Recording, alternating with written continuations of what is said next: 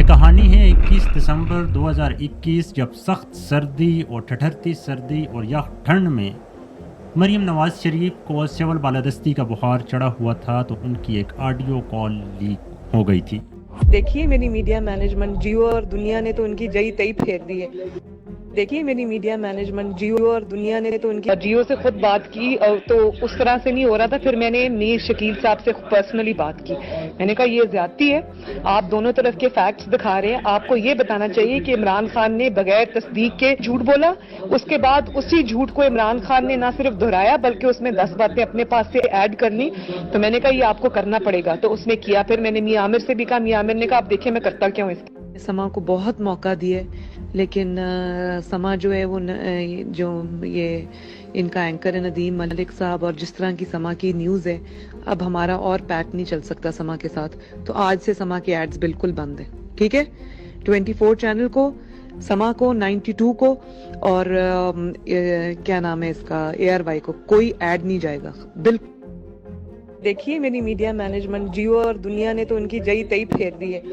Uncle دیکھیں میری media management Jio اور دنیا والوں نے تو ان کی جئی تئی پھیر کر رکھ دی۔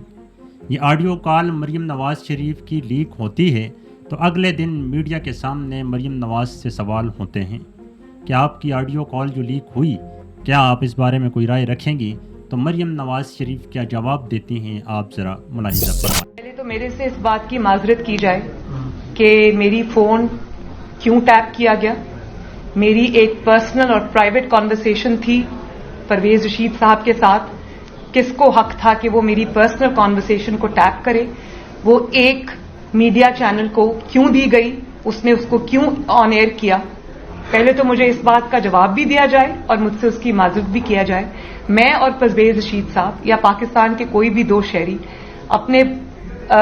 ذاتی گفتگو میں، نجی گفتگو میں کیا بات کرتے ہیں، اس کے لیے مجھے کسی کو کوئی جواب نہیں دینا ہے۔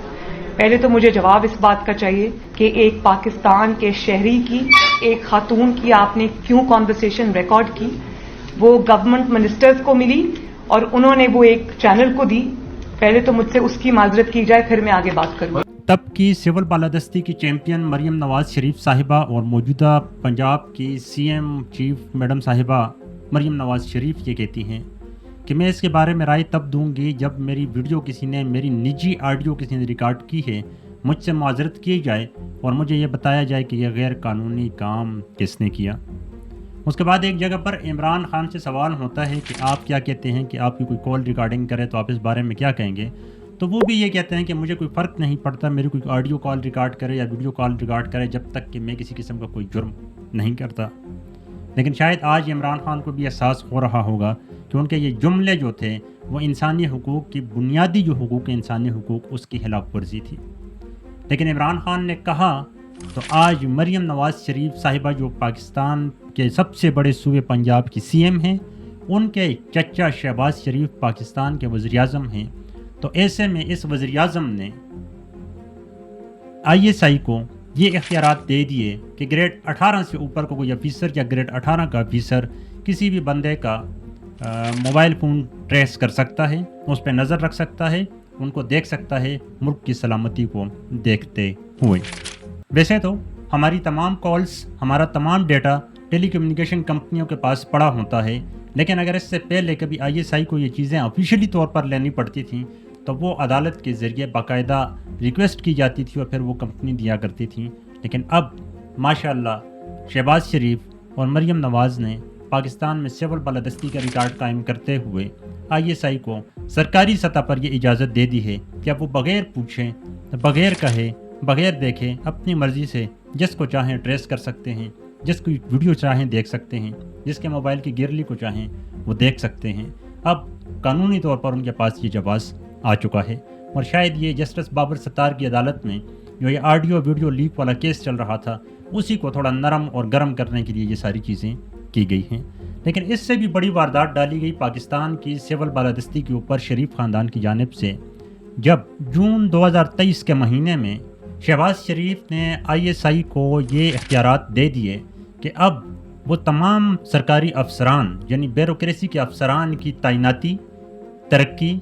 تبادلے، ان ساری چیزوں کی اسکریننگ ISI کرے گی، میں آپ کو یاد کروا دوں کہ اس سے پہلے بیوروکریسی کی یہ جو جانچ پڑتال ہوا کرتی تھی، افسران کے تبادلے کروانا، افسران کی ترقیاں کروانا، افسران کی تعیناتیاں کروانا،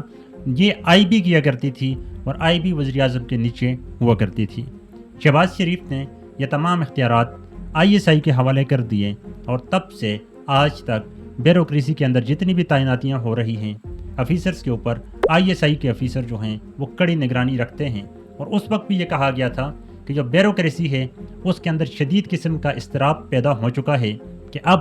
وہ چاہیں یا نہ چاہیں ان کو آئی ایس آئی کے افسران کے احکامات ماننا پڑتے ہیں، اگر وہ نہ بھی مانیں تو وہ کیا کریں گے۔ جب آپ نے ان کی ترقی، ان کی تعیناتی، ان کی ساری چیزیں جو ہیں وہ آپ نے آئی ایس آئی کے حوالے کر دی ہیں، تو یہ دو کارنامے شریف خاندان نے پاکستان کے اندر گزشتہ 2 سالوں کے اندر دے دیے ہیں یا 3 سالوں کے اندر دے دیے ہیں کہ ایک پاکستان کی وہ تمام سول افسران جو پورے پاکستان کو چلاتے ہیں، ان کے اختیارات تو نہیں کہہ سکتا میں، لیکن ان کی بھاگ دوڑ یا ان کے اوپر نظر رکھنے کے لیے آئی ایس آئی کو یہ اختیارات دے دیے۔ اس سے پہلے کیا ہوتا تھا کہ آرمی کے جو آفیسرز ہوتے تھے وہ اگر اے سی، ڈی سی یا جو جتنے دوسرے سول اداروں کے افسران ہیں ان کو کوئی زور زبردستی کرتے تھے تو وہ آگے سے ریزسٹ کیا کرتے تھے، کیونکہ وہ کہتے تھے میں بھی آفیسروں کوئی مذاق تو نہیں۔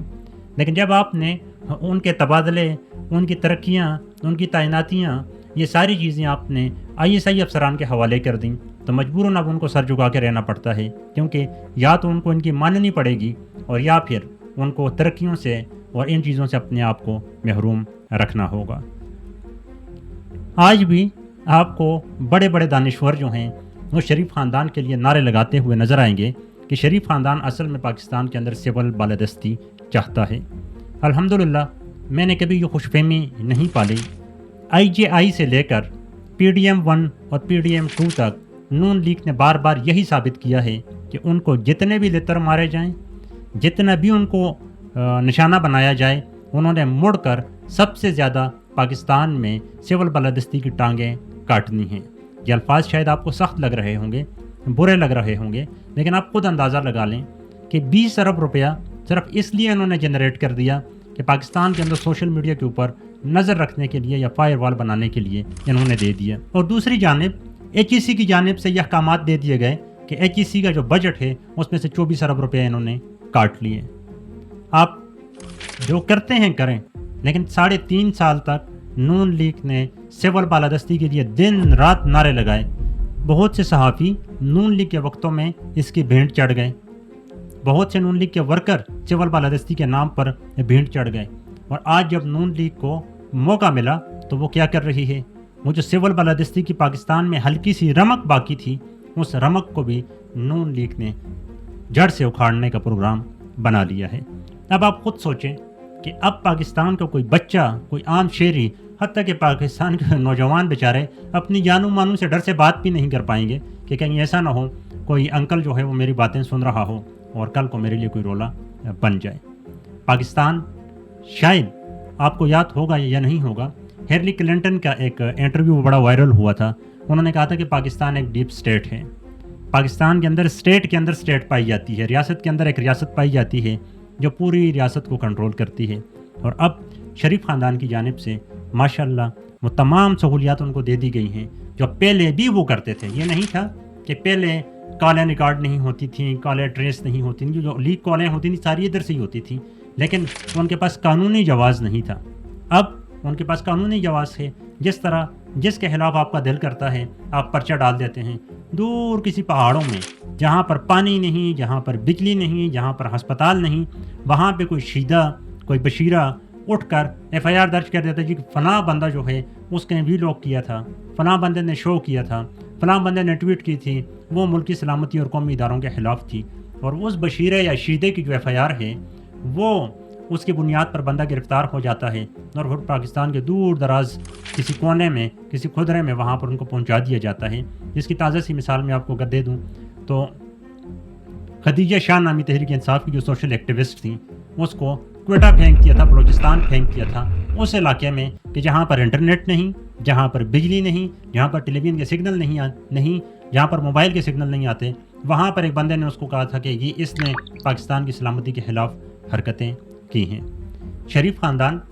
अल्लाह जाने कौन सी मिट्टी से बना हुआ है, इस हद तक ये चले गए कि इन्होंने अपनी डेड बॉडीज़ पाकिस्तान नहीं भेजी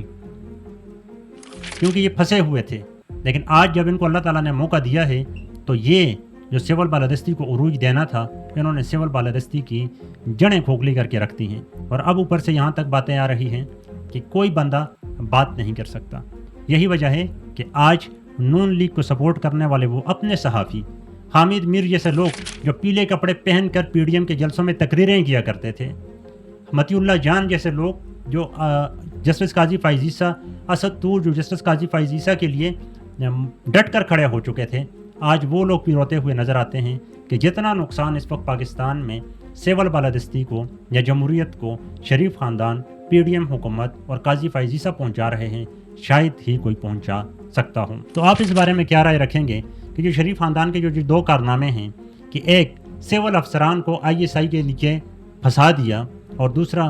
कॉल रिकॉर्डिंग को कानूनी जवाज़ दे दिया, इससे पाकिस्तान के मुस्तकबिल पर क्या असरात पड़ेंगे? ब्यूरोक्रेसी के असरात तो आपने देख लिए कि जब RO ऑफिस के बाहर देखा करते थे कि ख़वातीन के हाथों से कागजात छीन लिए जाते थे,